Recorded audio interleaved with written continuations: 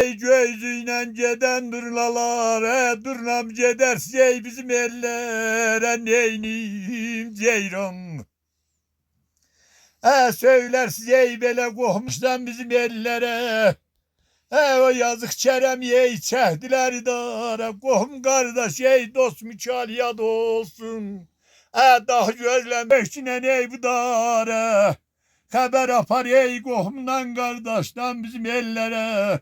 Söyle cinene yo yazık çeremin. Gene çehdiler idare. Neyine derdin oğlum. Okçular sesinden.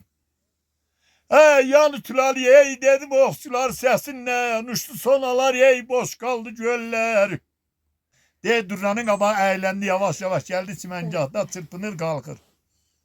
Orada paşa diye nöker yolladı. Gidin gör ne. Durna da lelek saldı salmadı.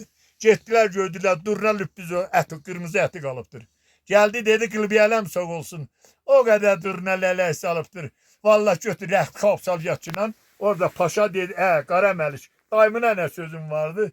Deyir mənə 40 gün mühlət verin. Kızıma bir 40 qalaça saldırım 40 mərtəbə. Ondan sonra dedilim. Bu Nəhlətullah getdi 40 mərtəbə qalaçanı saldırdı. Kullen tilismata saldırdı. Tilismatın ucuna apardı kızın sədəflərdə qoydu, düyməlerde, yakasında. Keremci getdi kıza sarı 40 gündən sonra.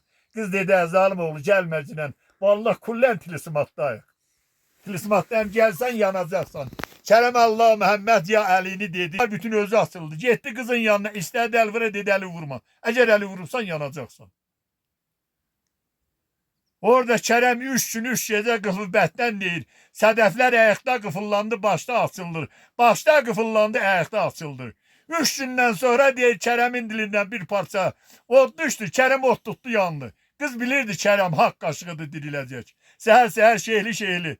Deyir Kerem'in külün qız süpürürdü Əsli xanım. Kənizlər gəlib keçir dedilər gene ne olub Əsli xanım. Dedi ne olacak?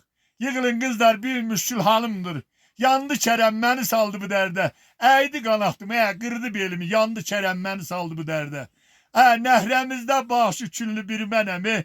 Baxtamızda bülbülü ölmüş qulu mənəm. Vallah deyir yandı Kerem məni saldı bu dərdə. Əydi qanaxdım, qırdı belimi. Yandı Kerem məni saldı bu dərdə. Kerem kimi deyir 18 il. Həsrət qaldım o sarı telləri. Qohum qardaş, dost mükaliyat olsun. Vallah daha gözləməsin mənim üçün yolları yaylağı. Bizden bir yana bir şehir var baş açıq. Əsli yağlar lələ ciryan baş açıq. Kerem kimi dövrən görmüş baş açıq. Əsli yağlar burada vallah lələ ciryan baş açıq. Sizin sağlığınız.